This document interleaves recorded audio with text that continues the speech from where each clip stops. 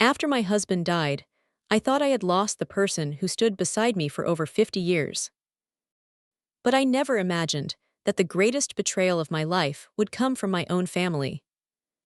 My son looked at me and said 3 words I would never forget. "You're just a burden now." He thought I was powerless.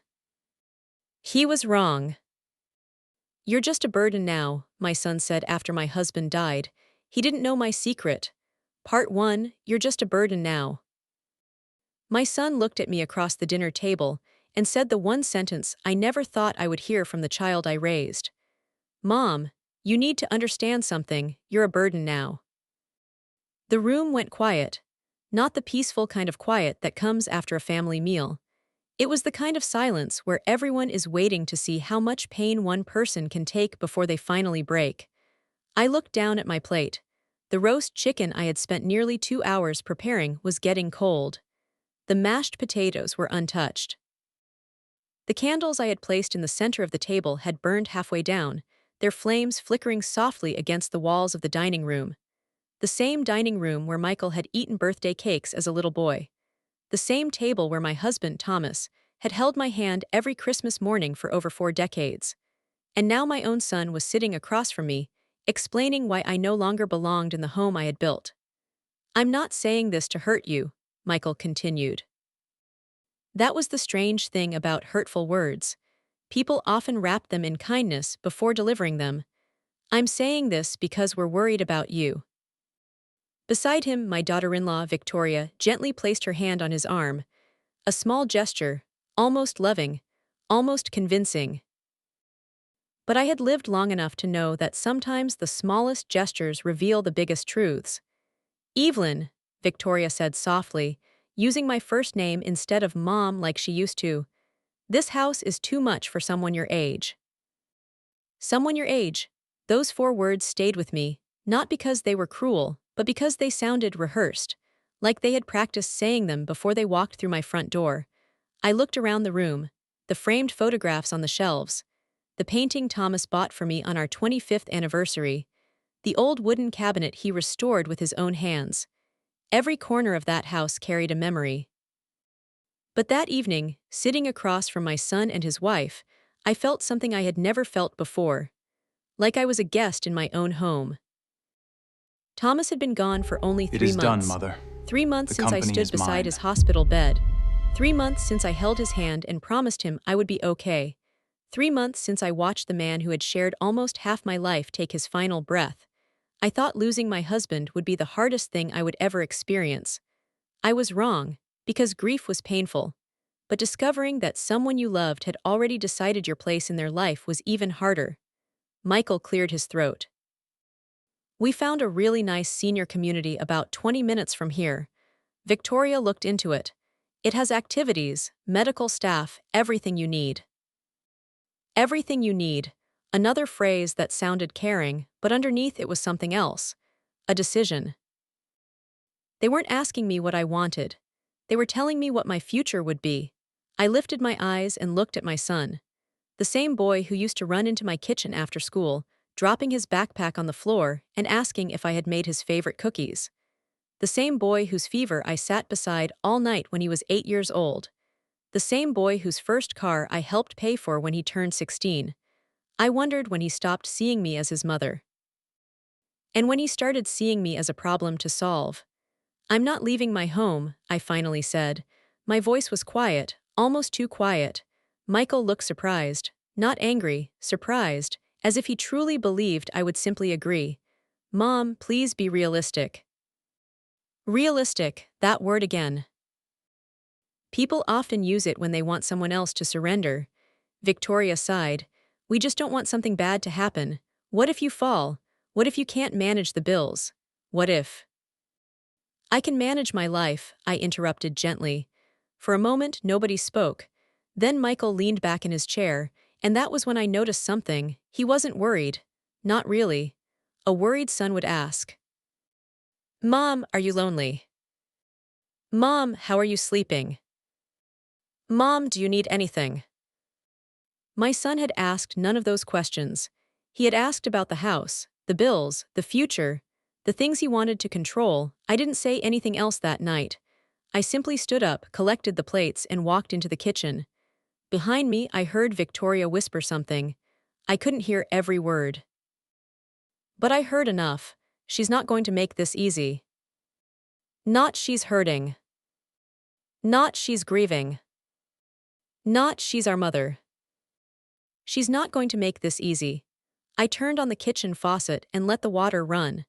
Not because the dishes needed washing, but because I needed a moment where nobody could see my face. I looked at my reflection in the dark window above the sink. A 72-year-old woman with silver hair, tired eyes, and a heart that had spent a lifetime giving more than it received. For years, I believed family meant you would always be protected. I believed the love you gave your children would somehow come back to you when you needed it most. But that night, I learned something I wish I had known sooner. Love without respect can become a very lonely place. I did not argue, I did not beg, I did not ask my son to remember everything I had done for him, because something inside me already understood. This conversation was not the beginning of my loss. It was the beginning of me seeing the truth. Michael and Victoria thought they had come to take something away from me. They thought I was an old woman who had lost her husband and her strength. They thought my silence meant I had nothing left. They were wrong. Because while they were busy deciding what I no longer had, I was beginning to remember what I still did, and they had no idea what Thomas had left behind.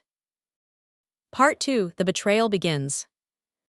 They trying to help me. 3 months after losing Thomas, I was still learning how to live in a house that suddenly felt too large. People always told me the hardest moments would be the big ones. The funeral, the empty chair at the dinner table, the first Christmas without him, but nobody warned me about the small moments. The moments when I would wake up and instinctively turn to tell Thomas something, only to remember there was no one beside me. The moments when I would make 2 cups of coffee out of habit. The moments when I would walk into the garage and see his old tools hanging neatly on the wall, exactly where he had left them. Grief did not arrive like a storm. It arrived like a quiet visitor who refused to leave. And during those months, I thought my son would become closer to me. I thought Michael would remember that I was not just his mother. I was the person who had stood beside him through every difficult season of his life. But instead, something changed. Slowly, quietly, almost too slowly for me to notice at first. The phone calls became shorter. The visits became less about spending time together and more about checking on things. Have you thought more about the house? Michael would ask, not, how are you feeling, Mom? Not, are you sleeping okay? Always the house. Always the future. Always something that needed to be decided. One afternoon, I was sitting in Thomas's old study when I noticed something missing. A small wooden box. It had always sat on the bottom shelf of his bookcase. Thomas kept important documents there. Nothing dramatic, just the papers people collect over a lifetime. Old insurance records, family documents, notes from the early years of his business. I remembered seeing it just a few weeks before, but now it was gone. I searched through the shelves again, then the desk drawers, then the closet, nothing.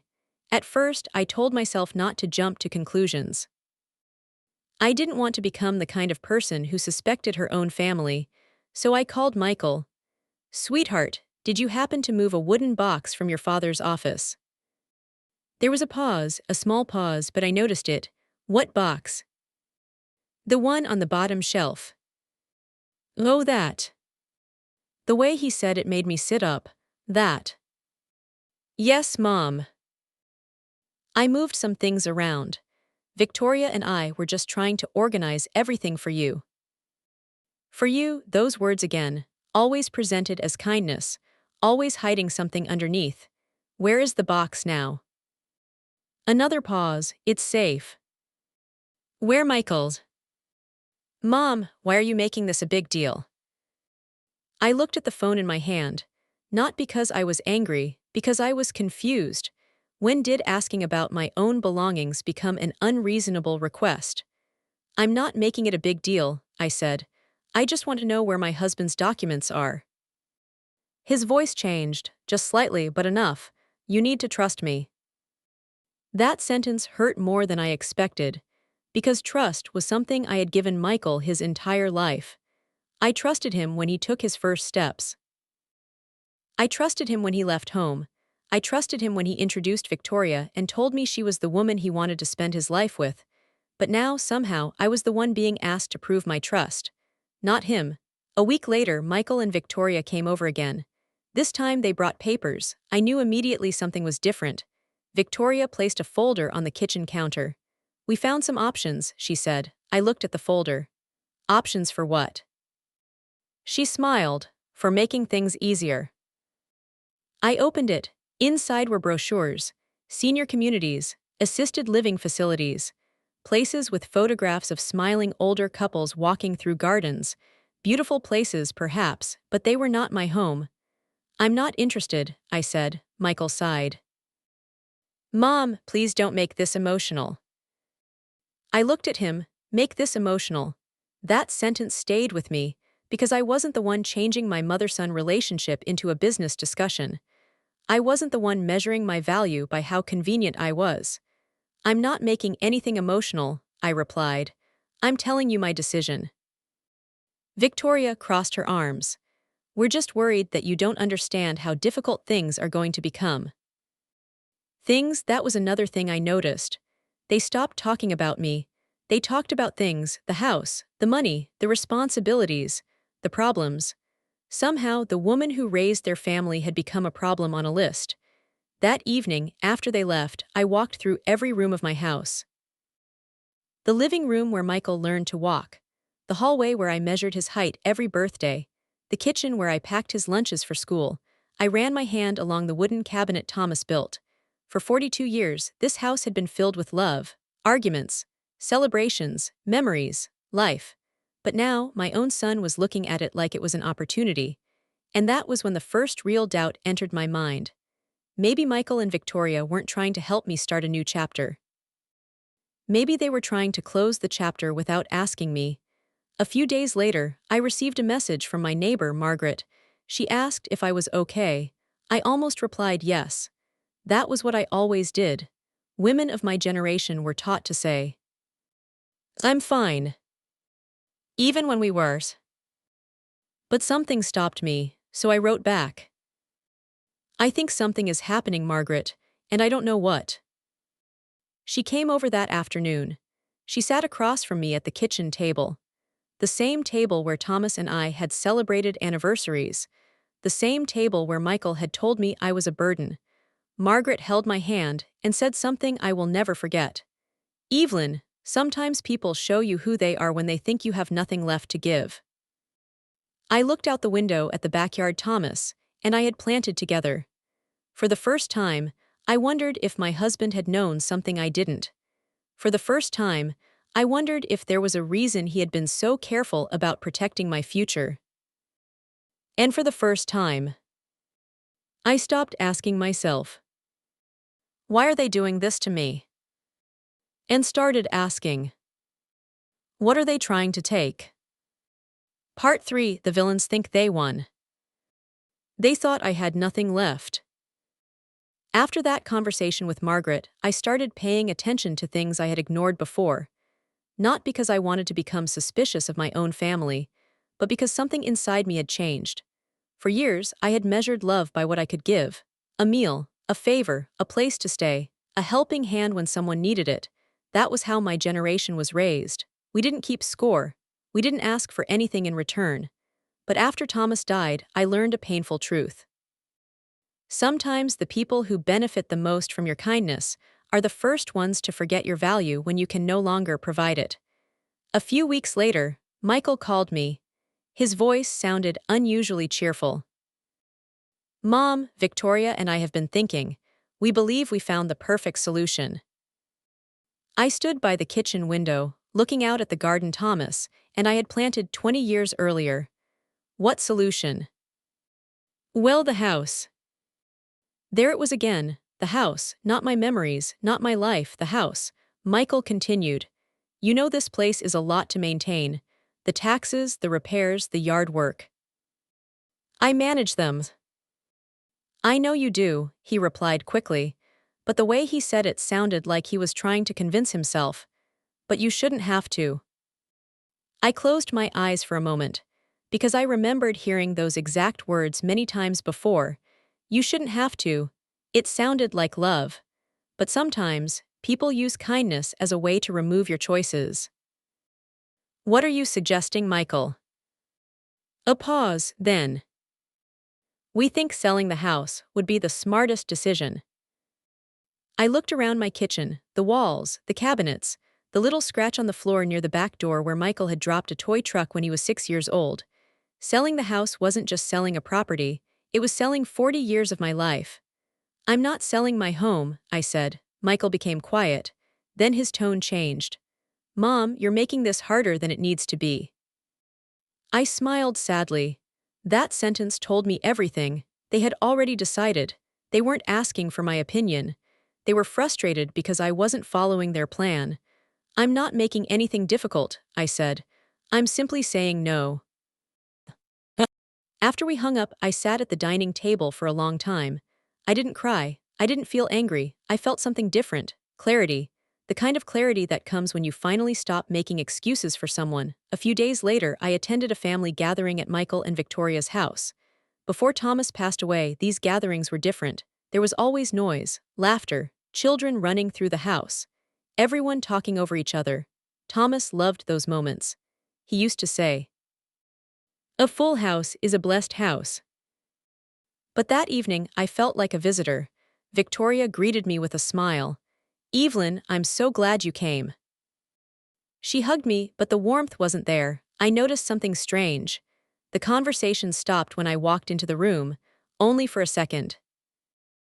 But I noticed. People often think older women miss things. They assume gray hair means you stop observing.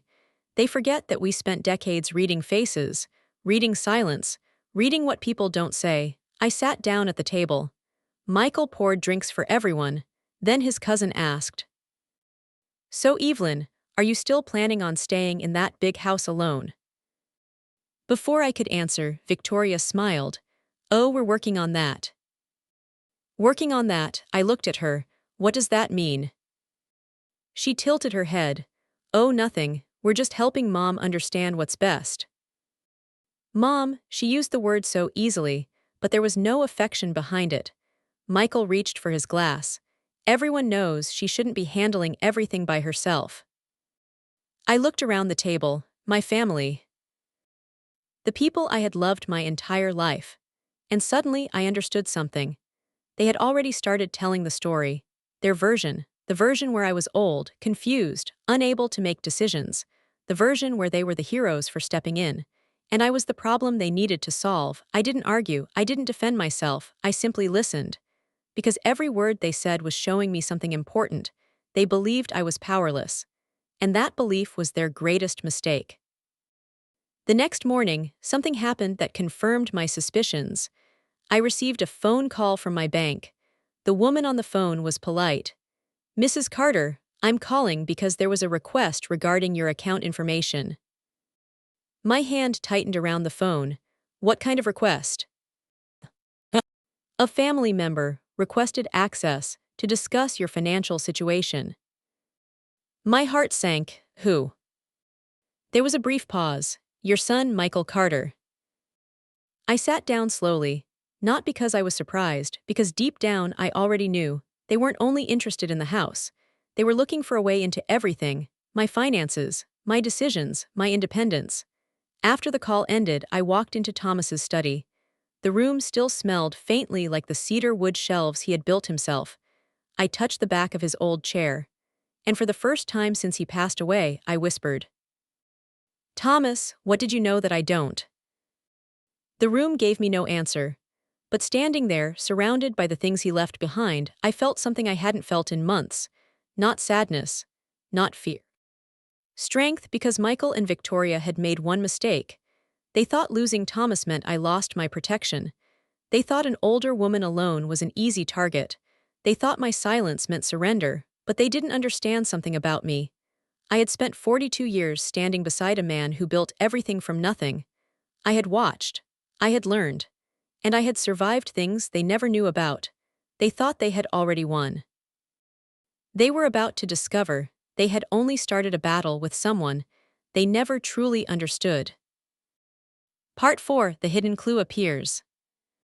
My husband left something behind. For the next several days, I tried to convince myself that I was overthinking everything, that maybe Michael was simply worried, that maybe Victoria's constant questions were coming from a place of concern, that maybe I was allowing grief to make me see problems where there were none, because admitting the truth was painful. It was easier to believe my family was confused than to accept that they were choosing to hurt me. But then something happened that changed everything. It was a Tuesday morning. The kind of quiet morning Thomas loved. The sunlight came through the kitchen window, touching the wooden table where we had shared thousands of meals together. I was making coffee when my eyes landed on a small envelope sitting near the back of the counter. I froze. I knew that envelope. It was old. The edges were slightly worn, and written across the front in Thomas's handwriting were 4 words. For Evelyn, when needed. My heart started beating faster. I picked it up carefully. Thomas's handwriting had always been easy to recognize. Strong, neat, patient. The same handwriting that had filled birthday cards, anniversary notes, and little reminders he left around the house. Don't forget your appointment. Your flowers need water. I love you. Simple words, but words that meant everything. I sat down at the kitchen table and opened the envelope. Inside was a single note, not a long letter, not an emotional goodbye. Just a message from the man who knew me better than anyone. Evelyn. If you are reading this, something has happened that made you question whether you are truly protected. First, I want you to remember something. You are not weak. You never were. I stopped reading for a moment because those were the exact words I needed to hear, not from a lawyer, not from a friend, from Thomas. The person who had spent 42 years watching me hold our family together. I continued. I know you. You will try to keep peace. You will make excuses for people you love. That is one of the things I admire most about you. But kindness does not mean allowing others to take advantage of you. I looked down at the paper. My hands were shaking slightly, because somehow, Thomas had understood something before I did. He knew I would struggle to protect myself, not because I was incapable, but because I loved too deeply. At the bottom of the note was a name and a phone number. Richard Bennett. I knew that name. Richard had been Thomas's attorney for many years. He helped with business documents, property matters, things I never paid much attention to because I trusted Thomas completely. The note continued. Richard has instructions. He will explain everything when the time is right. Please remember this, Evelyn. Our life together was never built on one person's strength. It was built on both of us. Love always. Thomas. I placed the note on the table. For several minutes I simply sat there. The strange thing was, I didn't feel shocked. I felt understood. Like Thomas had reached across time and reminded me of something I had forgotten. I was not just the woman who cooked meals. I was not just the mother who raised a child. I was not just the wife who stood quietly beside her husband. I was Evelyn Carter, and I had been part of building the life everyone now wanted to control. That afternoon, I called Richard Bennett. My hand hovered over the phone before I pressed the number. For years, Thomas handled most financial conversations. Not because he kept me away from them, but because we had different strengths. Thomas loved numbers, contracts, business negotiations. I loved people, our home, our family. Together we worked. But after he died, I started questioning myself. Maybe I should have paid more attention. Maybe I should have known more. Maybe this was my fault. Richard answered on the third ring. Evelyn. His voice immediately brought back memories. He had spoken at Thomas's funeral. He had stood quietly beside me when everyone else was offering words I barely heard. Richard, I said softly, I found the note. There was silence, then he exhaled. I was hoping you would. Those words surprised me. You knew about this. Yes. How long? A long time. I looked toward the window. Outside, the garden was still. The same garden where Thomas planted roses every spring. What did Thomas know? Richard was quiet for a moment. Then he said, "Evelyn, your husband was a very intelligent man. He noticed things." "Things about what?" "About people." I felt a chill. "Richard. He loved Michael. You need to know that first. He never stopped loving his son." That mattered to me, because despite everything, Michael was still my child. But Richard continued. "However, Thomas also understood that love does not always prevent people from making poor choices." I closed my eyes. Poor choices. A gentle phrase for a painful reality. Did he know Michael and Victoria were interested in the house? Richard did not answer immediately, and that silence told me more than words could. "Your husband had concerns," he finally said. My chest tightened. "Why didn't he tell me?" "Because he knew you would try to fix everything." I looked down, because Richard was right. If Thomas had told me years ago that he worried about Michael, I would have defended my son. I would have said, "He's just stressed. He doesn't mean it. He'll come around." Because mothers often protect their children long after their children stop protecting them. Richard continued. "Thomas prepared certain documents to make sure your future would never depend on anyone else's decisions." I sat quietly. "What kind of documents?" "That is something we should discuss in person." 2 days later, I walked into Richard Bennett's law office. I wore the blue sweater Thomas always said brought out my eyes, not because I was trying to impress anyone, because I wanted to remember myself. The woman I was before everyone started telling me who I had become. Richard greeted me warmly. On his desk were several folders. My name was written on the top one. Evelyn Carter.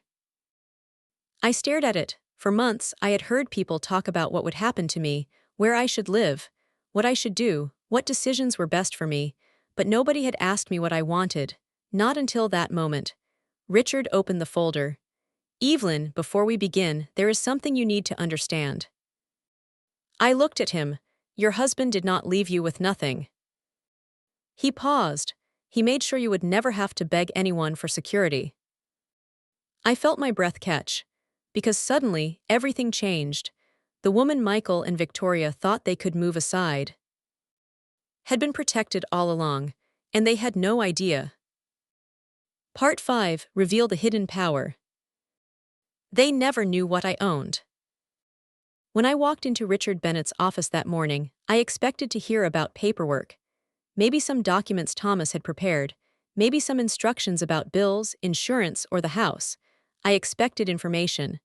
What I did not expect was to discover a part of my own life that I had never fully understood. Richard closed the folder in front of him and looked at me carefully. "Evelyn, before I show you these documents, I want you to understand something." I nodded. "Your husband made these arrangements not because he thought you were incapable." He paused. "He made them because he knew you were too humble to protect yourself." Those words stayed with me. Too humble. For most of my life, I had never thought of that as a weakness. I believed humility was something to be proud of. I believed families worked because people gave without keeping track. But Richard was reminding me of something Thomas had understood. Giving everything you have does not mean allowing others to take everything you have. He opened the first document. "This is the updated ownership agreement for the property." I looked down. My name was there, not Thomas's, not Michael's, mine. I stared at the page for a long moment. "Wait," I whispered. Richard smiled slightly. "You didn't know."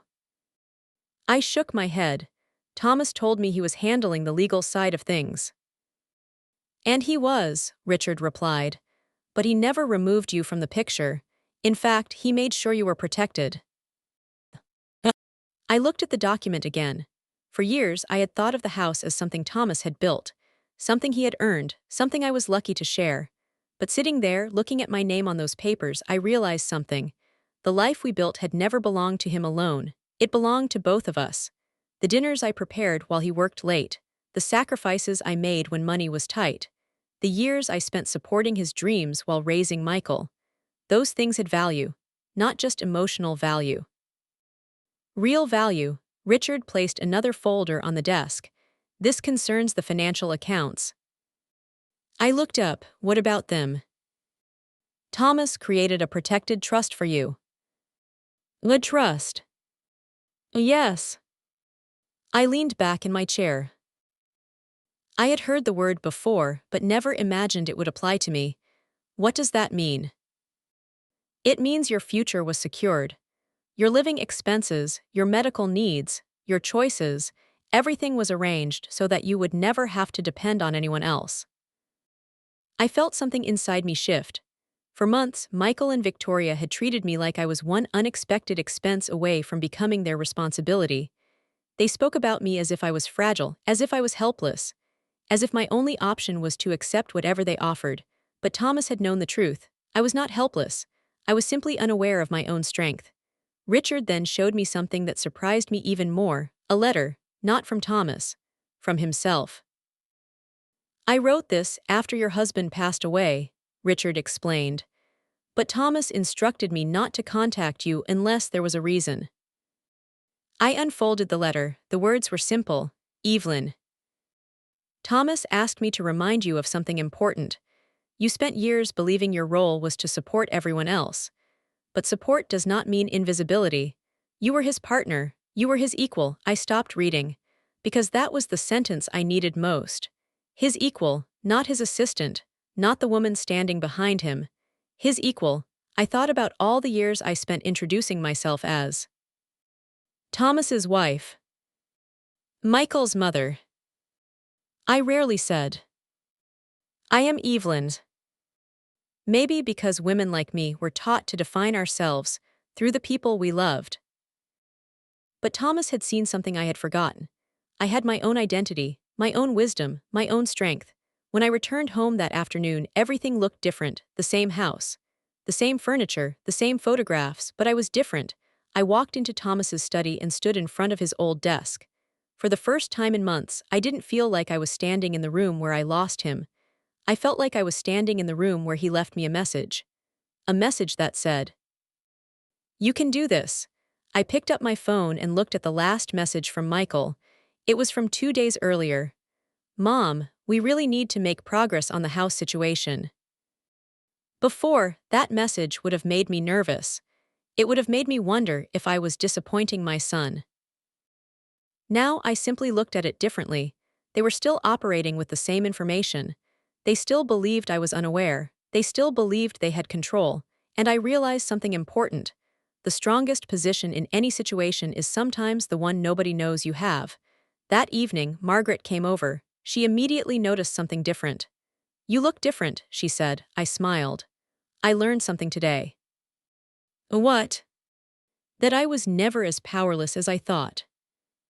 Margaret sat across from me. Did you find out what Thomas left? I nodded, yes.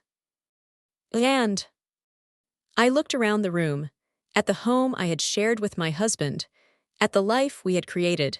He left me something more valuable than money. Margaret raised an eyebrow. What? Confidence. She smiled. That sounds exactly like Thomas.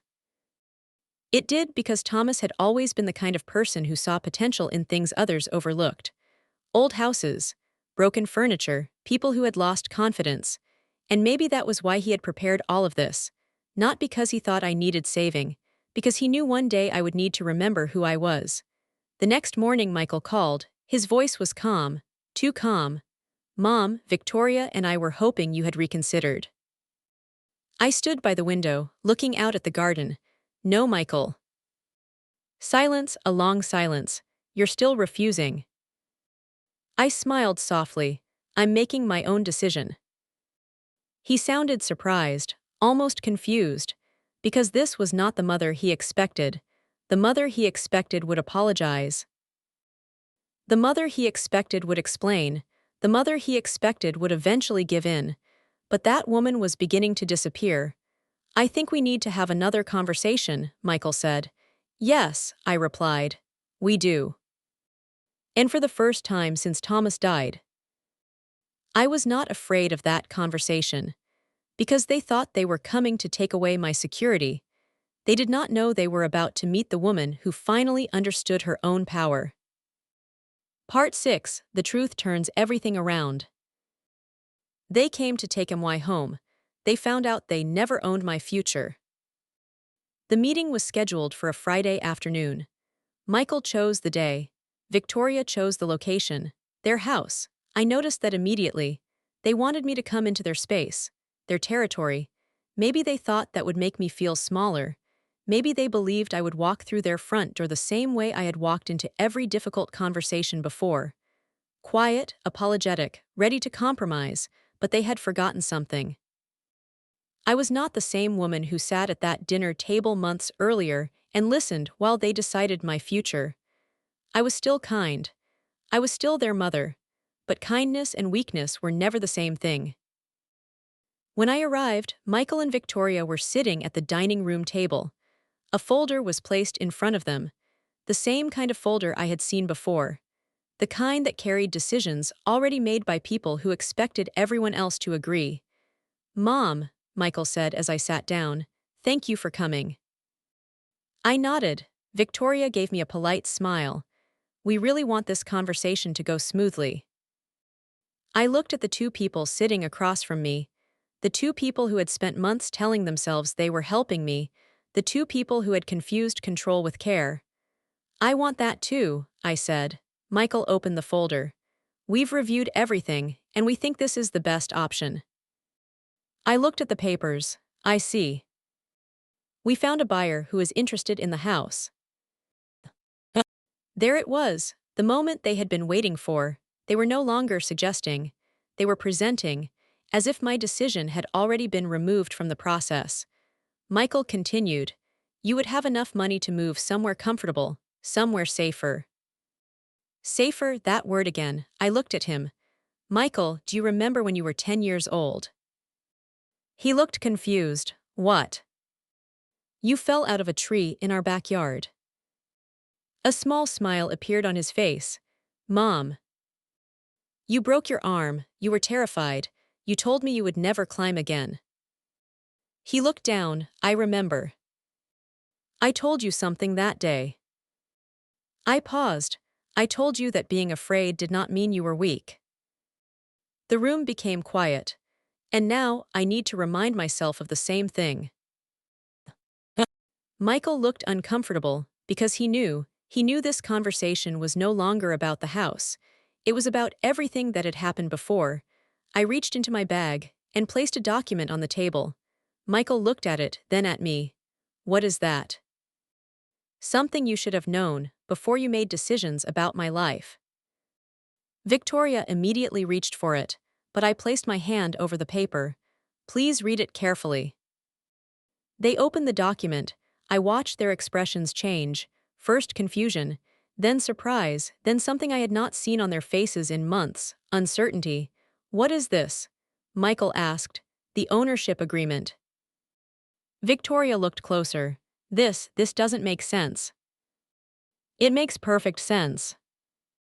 I remained calm. "The house is legally protected. My rights were secured long before either of you started making plans for me." Michael looked at me. "You knew about this?" "Yes." "When?" I looked at him. "A few days ago." His face changed, not because I had something, because he realized I had known and said nothing. For the first time, Michael understood what it felt like to be kept outside the truth. The feeling he had given me. Victoria leaned back. "So this was your plan?" I almost laughed. "My plan?" "Yes, to let us think." She stopped because she realized what she was saying. They had not been afraid of my plan. They had been afraid that they had misunderstood me. "I didn't create this situation," I said quietly. "You did." Michael looked hurt. "No, Mom, we were trying to help."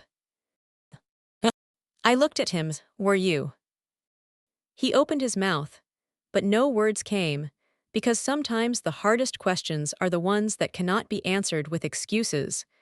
"Michael, helping someone means asking what they need." I pointed gently toward the papers. "It does not mean deciding what happens to them without their permission." Nobody spoke. The silence was different this time. Before, their silence made me feel powerless. Now it revealed the truth. I placed another document on the table. This time, Michael recognized the name at the top. Richard Bennett. What is this? Notes from your father's attorney. His expression changed immediately. My father knew. Yes. Victoria looked nervous. Knew what? I looked at both of them. That I might one day need protection from people who confused love with entitlement. Michael looked away. That sentence hurt him, I could see it. And despite everything, part of me still felt pain, because he was my son. A mother does not stop loving her child simply because that child disappoints her. But love does not require blindness. Thomas had taught me that. Michael stood up. So you think we're bad people? I looked at him for a long moment. No. He seemed surprised. I think you made selfish choices. I paused, and I think you convinced yourself they were kindness. Victoria looked down. For the first time, she had no prepared response. No gentle explanation. No carefully chosen words. Only silence. I gathered the documents. Then I stood. I am not angry because you wanted me to move. Michael looked at me. I'm hurt because you forgot who I was. That was the truth. The deepest wound was never the house, never the money. It was the fact that they looked at a woman who had spent her entire life loving them and saw only what they could gain. As I walked toward the door, Michael called my name. Mom.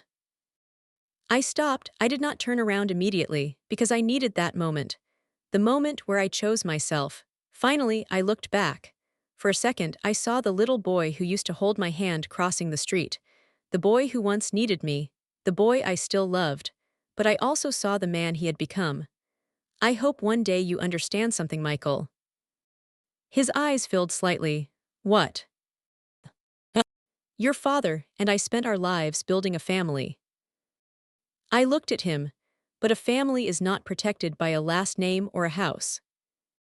I opened the door. It is protected by respect.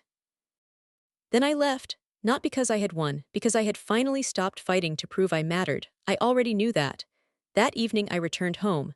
My home. I walked into the living room and sat in Thomas's chair. The same chair where he used to read every Sunday morning. I looked around. For months I thought I was fighting to keep a house, but I was wrong. I was fighting to remember myself. And that was something nobody could take away. Not my son, not my daughter-in-law, not anyone. Because the greatest power a person can discover is realizing they never needed permission to have value. Part 7. The Cost of Betrayal. They lost something money could never buy. For several days after that meeting, my house was quiet. Not the painful kind of quiet I had experienced after Thomas passed away. This quiet was different. It was the quiet that comes after a storm has finally passed. The kind where you look around and realize that everything is still standing. Maybe damaged, maybe changed, but still standing. I expected to feel angry. I expected to feel satisfaction after finally telling Michael and Victoria the truth, but I didn't. Instead, I felt something much more complicated. Sadness. Because no mother dreams of proving her own child wrong. No mother wants to sit across from her son and explain why he hurt her. The hardest part of betrayal is not discovering what someone did. It is accepting that the person who did it was someone you loved. A week after our conversation, Michael called. I stared at the phone for several seconds before answering. Part of me wanted to ignore it, not because I hated him, but because I needed time. Time to understand what kind of relationship we could have after everything that happened. Finally, I answered. Hello, Michael. There was silence, then his voice. Mom. Something about his tone was different. The confidence was gone. The certainty, the feeling that he always knew what was best. I wanted to talk. I sat down in Thomas's old chair. Okay. Another pause. I've been thinking about everything. I looked out the window at the garden. The roses Thomas planted were beginning to bloom. Life continued, even after disappointment. I owe you an apology. Those words were simple, But they were not easy to say, especially for someone who had spent months believing they were right. I should have asked what you wanted, Michael continued. I should have listened. I closed my eyes, because those were the words I had needed months earlier. Not solutions, not plans, not explanations, just understanding. Mom, he said quietly, I think I got caught up in thinking about the future. I didn't answer. I thought I was protecting you. I looked at the phone. Michael, protection without respect is not protection. He became quiet, because sometimes the truth does not need to be loud to be powerful. I know, he finally said. And I believed that maybe, for the first time, he truly did. Victoria did not call immediately. For weeks, she remained distant. I expected that, because sometimes people apologize when they lose something, but true regret comes when they finally understand what they damaged. Then one afternoon, I received a letter. Not a text, not an email, a handwritten letter from Victoria. I opened it slowly. She wrote, Evelyn, I don't know if you will ever forgive me. I thought I was helping create a better future for our family, but I see now that I was treating you like an obstacle instead of a person. I stopped reading for a moment, because those words were probably difficult for her to write. She continued, I saw your age before I saw your wisdom. I saw your house before I saw your memories. I saw what you owned before I saw what you had given. I folded the letter and placed it on the table. For the first time, I wondered if maybe the lesson was not only for Michael and Victoria. Maybe it was for all of us. How often do people measure someone by what they can no longer do, instead of remembering everything they have already done? A few months later, I attended Lily's school event. My granddaughter ran toward me the moment she saw me. Grandma. She hugged me tightly, and in that moment I remembered something important. Family is not only about the people who share your last name, it is about the people who see your heart. Lily sat beside me afterward. Grandma. Yes, sweetheart. Are you and Dad okay now? I smiled gently. That's a complicated question. She looked thoughtful. Does that mean no? I laughed softly. It means people sometimes make mistakes. Even adults. Especially adults. She smiled, but can they fix them? I looked at her, at the innocence in her eyes, and I thought about Michael, about all the years we had lost because of pride. Sometimes, I said, but fixing something takes more than saying sorry. What does it take? I looked toward the sky, changing. Michael slowly began to rebuild our relationship. Not overnight, not with one conversation, because trust is not a light switch. You cannot turn it off and expect it to turn back on instantly. Trust is more like a garden. It takes years to grow, and only moments to destroy. He started calling just to talk, not to ask about the house. Not to discuss paperwork, just to ask. How was your day, Mom? At first, those simple words felt strange. Then, slowly, they felt familiar again, but I never forgot what happened. Forgiveness does not mean pretending the pain never existed. It means choosing not to let that pain control your future. I kept my boundaries. I kept my independence. And most importantly, I kept myself, because that was the thing Michael and Victoria never understood. The greatest loss from their betrayal was not the house, not the money, not the plans that failed. Their greatest loss was the trust of a woman who would have given them everything. And once trust is broken, it is one of the hardest things in the world to rebuild. One evening, I stood in the living room looking at an old photograph of Thomas and me. We were young, smiling, standing in front of our first little house. We didn't have much back then, but we had love, and we had a promise to stand beside each other through every season.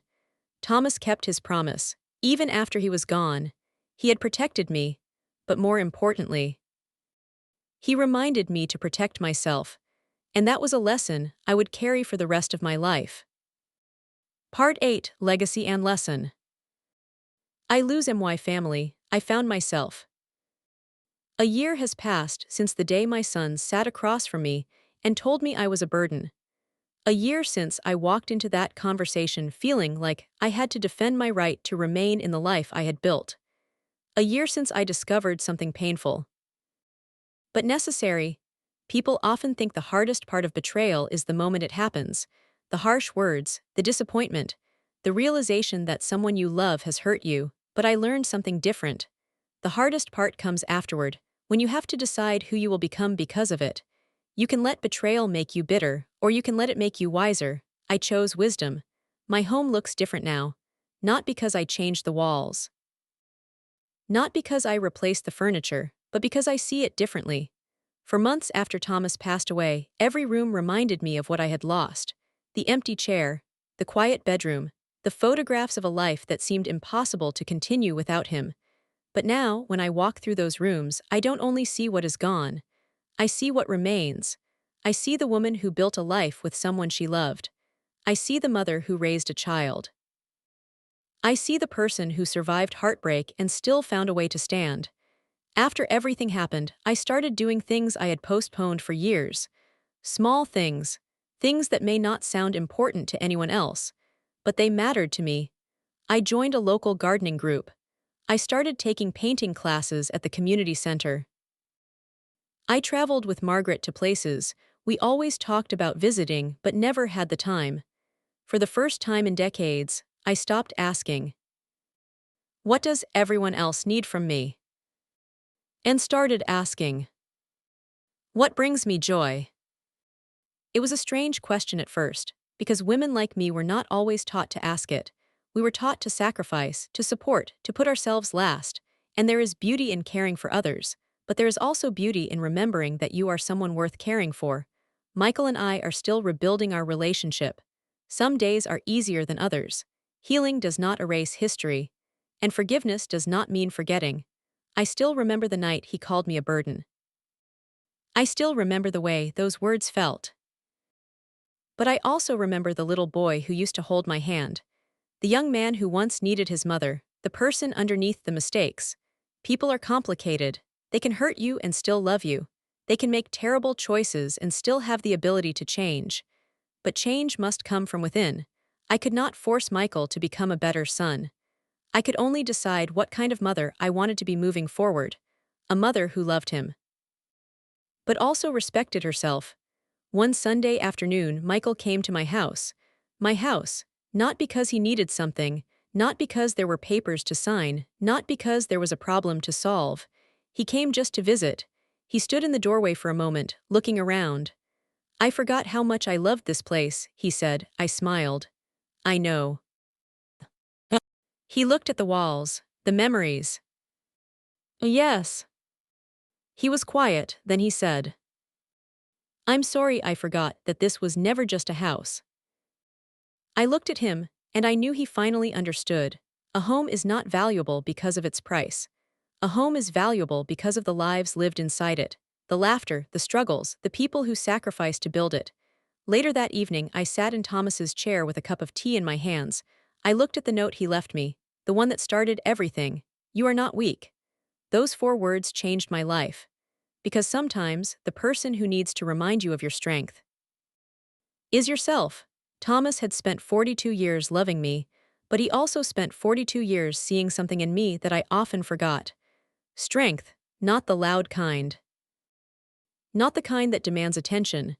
The quiet kind, the kind that survives, the kind that keeps going, the kind that says, "I have been hurt, but I am still here." If there is one lesson I want to share from my story, it is this. Never allow someone else's opinion of you to become your truth. Age does not make you invisible. Loss does not make you powerless. And needing love does not mean you have no value. Sometimes the people closest to you may forget your worth. Sometimes they may only see what they want from you. But that does not change who you are. Your value was never created by someone else's approval. It was always there. I used to think my greatest tragedy was losing my husband. Then I thought it was being betrayed by my own family. But now, looking back, I see things differently. Those moments broke something in me, but they also revealed something.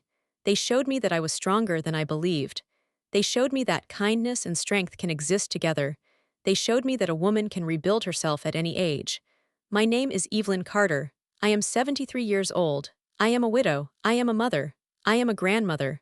But most importantly, I am myself, and after everything I lost, that was the one thing nobody could ever take away from me.